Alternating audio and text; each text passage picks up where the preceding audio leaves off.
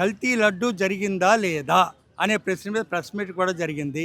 కల్తీ లడ్డు జరిగింది. దానికి కారణం ఏంటంటే భోలే బాబా అనేటటువంటి ఒక దానికి వీళ్ళు ఆర్డర్ ఇచ్చారని చెప్పారు. అసలు భోలే బాబా ఫ్యాక్టరీకి ఇలా ఆవులే లేవు. దాంట్లో పనిచేసేది 10 మంది, ఇద్దరు సెక్యూరిటీ, మొత్తం టోటల్ 12 మంది ఉన్నారు దాంట్లో. ఆ 12 మంది కూడా ఇన్ని వేల లీటర్ల నెయ్యి ఎక్కడి నుంచి తీసుకురాగలరు? దీంట్లో ఖచ్చితంగా పామ్ ఆయిల్లో కలిపి కొన్ని కెమికల్స్ కలిపి ఆయిల్ కోసం అని చెప్పి లడ్డు వాసన గురించి చేశారు. కల్తీ అన్నది 100% జరిగింది. చంద్రబాబు నాయుడు గారు వెంకటేశ్వర స్వామి వారి భక్తులు. వారి ఇంటి దగ్గర నుంచే వారికి ఏడుకొండల స్వామి కనిపిస్తూ ఉంటారు నామాలు అవి. ఆయన అలిపిరిలో సంఘటనలో కూడా బ్రతికి బయటపడ్డారు.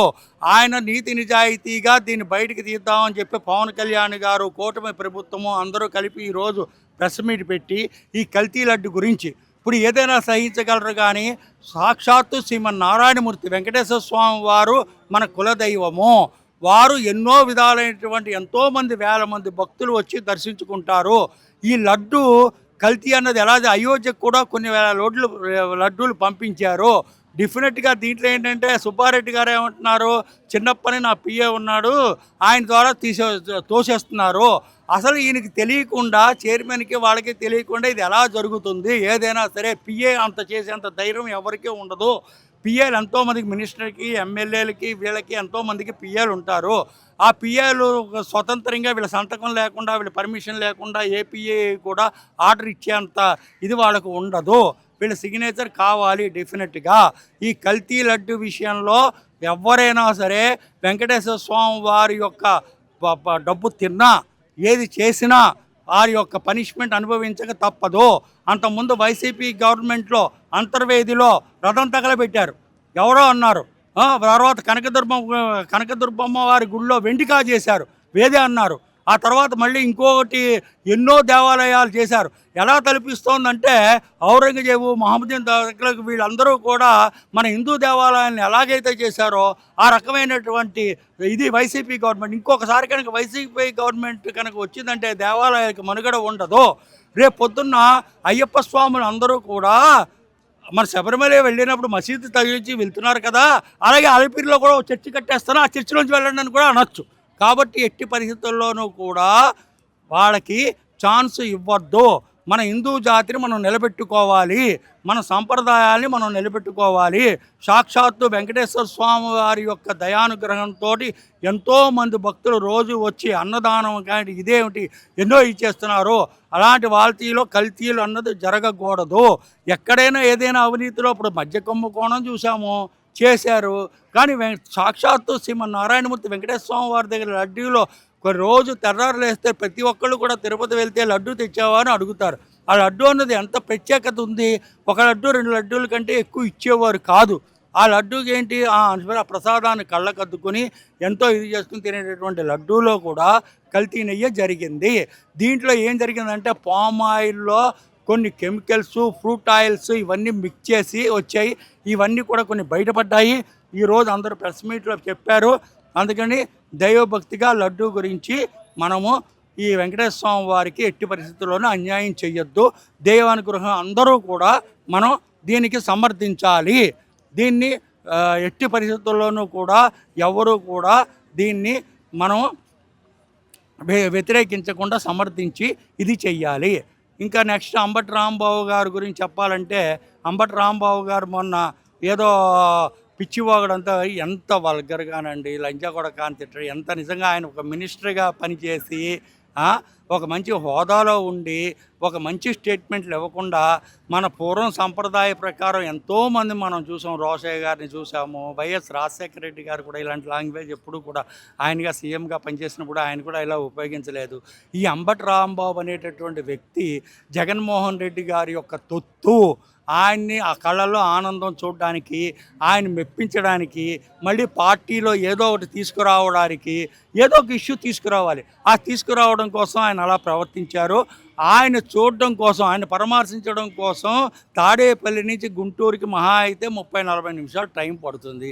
ఇంతమంది జనం ఎంత ట్రాఫిక్ జామ్ అయిపోయింది, ఎంతమంది ఇబ్బంది పడ్డారో. ఆ హైవేలో పాపం ఎంతోమంది తన బల ప్రదర్శన నిరూపించుకోవాలి, నాకింత ఇది ఉంది అనేటటువంటి ఒక ఇదే తప్ప దీంట్లో ఎటువంటి ఇది లేదు. జనాలు చాలా ఇబ్బంది పడ్డారు, ఇది చేశారు.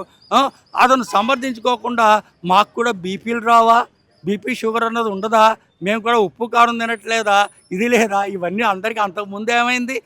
అంతకుముందు ధూళిపాల నరేంద్ర గారిని, తర్వాత రామలింగరాజు గారిని, చంద్రబాబు నాయుడు గారిని, వీళ్ళందరినీ జైల్లో పెట్టినప్పుడు ఇవన్నీ ఈ మాటలన్నీ ఎక్కడికి పోయినాయి? ఓసారేమో రప్పరప్పండం, ఓసారేమో ఇప్పుడు ఇంకోటి ఏదో పదజాలం తీసుకురావడం, జంగిల్ రాజా అనడం. ఇదేమన్నా అడవి రాజ్యమా? ఎంతమందిని ఎంత చక్కగా ఎన్ని సంవత్సరాలుగా పరిపాలించి అందరికీ పెన్షన్లు ఇచ్చి, గ్యాస్ సిలిండర్లు ఇచ్చి, అందరికీ ఉచితంగా బస్సు ప్రయాణం చేసి ఇది జంగిల్ రాజా అవుతుందా? నెక్స్ట్ వచ్చేటటువంటిది ఒకవేళ ఆయన వస్తే జంగిల్ రాజా అవ్వచ్చేమో, కానీ అంతవరకు జంగిల్ రాజా అవ్వదు. ఇంకో విషయం ఏంటంటే ఆయన అంతా ఏదో కలలు, కానీ ఈరోజు ఆయనటువంటి స్టేట్మెంట్లు ఏంటంటే ఎవరిని వదిలిపెట్టము, ఈ సర్కిల్ ఇన్స్పెక్టర్ని, ఈ ఎస్ఐల్ని, ఆ తర్వాత జరిగేటటువంటి వీళ్ళందరినీ కూడా మేము వడ్డీతో సహా వీళ్ళందరినీ చెల్లిస్తాము అని చెప్పి వైసీపీ గవర్నమెంట్ చెప్తోంది.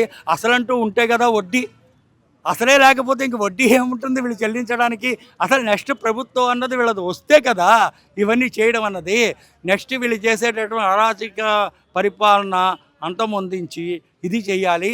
ఇటువంటి వాళ్ళందరినీ పార్టీలో జగన్మోహన్ రెడ్డి గారు బహిష్కరించాలి. ఇలాంటి వాళ్ళని తిట్టిన వాళ్ళని మళ్ళీ నోరు జారేమో అది ఇది అని చెప్పి ఏదేదో మాట్లాడుతున్నారు. ఇప్పుడు దానికి తగినటువంటి పనిష్మెంట్ అంటే బ్రహ్మాండం జరుగుతుంది. హాయిగా అంబటి సుబ్బారావు గారు, అంబటి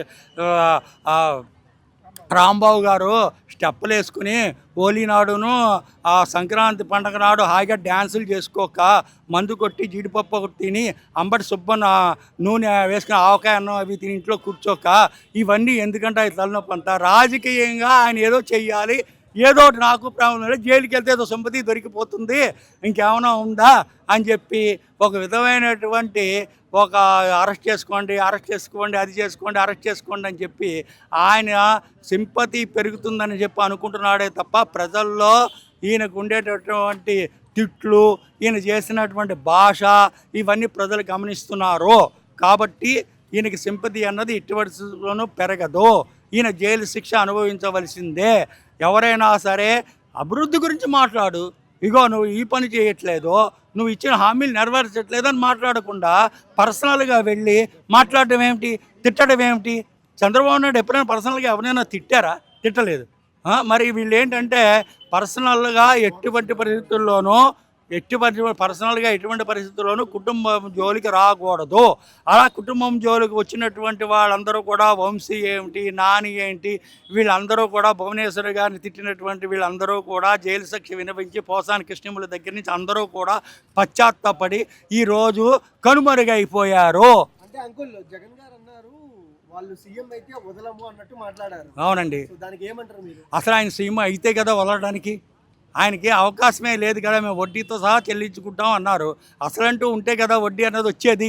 అసలు వీళ్ళకి అటువంటి అవకాశం ఇంకా నెక్స్ట్ ఇచ్చే పవన్ కళ్యాణ్ సింహ స్వప్నం. పవన్ కళ్యాణ్ ఉన్నంత వరకు జగన్మోహన్ రెడ్డి కానీ వైసీపీ గవర్నమెంట్ కానీ రాదు. ఎందుకు రాదంటే పవన్ కళ్యాణ్ చేసే అభివృద్ధి పనులు అలాంటివి. రేపు పొద్దున కూటమి ప్రభుత్వంలో ఆయన కూడా అన్నారు, అబ్దుల్ కలాం లాంటి మహానుభావుడు ప్రెసిడెంట్, ఆయనే డిక్లరేషన్ ఫామ్ ఇచ్చారు తిరుపతి వెళ్తున్నప్పుడు. పవన్ కళ్యాణ్ గారు ఇచ్చారు, వాళ్ళ అమ్మాయిని తీసుకెళ్తున్నప్పుడు డిక్లరేషన్ ఫామ్ ఇచ్చారు. జగన్మోహన్ రెడ్డి గారు ఎందుకు ఇవ్వలేదని అడుగుతున్నాను నేను. డిక్లరేషన్ ఫామ్, ఆయన భక్తుడైతే, దేవభక్తుడైతే డిక్లరేషన్ ఫామ్ చేసి తిరుపతికి వెళ్ళి నేను కూడా భక్తుడినే, నేను ఏదని చెప్పొచ్చు కదా. అబ్దుల్ కలాం లాంటి మహానుభావుడే డిక్లరేషన్ ఫామ్ ఇచ్చి తిరుపతి కొండలో స్వామివారిని దర్శించుకున్నప్పుడు ఈ పవన్ కళ్యాణ్ ఈయన జగన్మోహన్ రెడ్డి గారు ఇవ్వలేదు. దీన్ని బట్టి మన ప్రజలందరూ అర్థం చేసుకోరా ఎటువంటిదో అని చెప్పి కల్తీ లడ్డూలు చేసి ఇవన్నీ ప్రేమ అందరికీ తెలుసున్న విషయమే ఇది. దీన్ని ఏంటంటే ఇంకా ఇది చేసి వీళ్ళు ఇంకా కప్పిపుచ్చుకుని ఏదో సాగ్గా ఏంటంటే అందరూ సింపతి పొందాలని చూస్తున్నారు. లేకపోతే అంత ట్రాఫిక్ జామ్ అయిపోయి 6 గంటల సేపు గుంటూరు వెళ్ళి అంతమంది జనాన్ని పాపం ఇబ్బంది పెట్టి ఒకసారేమో ఒక అతను చనిపోయాడయ్యా దాని కింద పడి, అదేనా తెలుసుకోకుండా ఇది చేసి ఎటువంటి పర్మిషన్ లేకుండా వెళ్ళి ప్రజలందరినీ చాలా ఇబ్బంది పెట్టారు. ఇది మంచి పద్ధతి కాదు.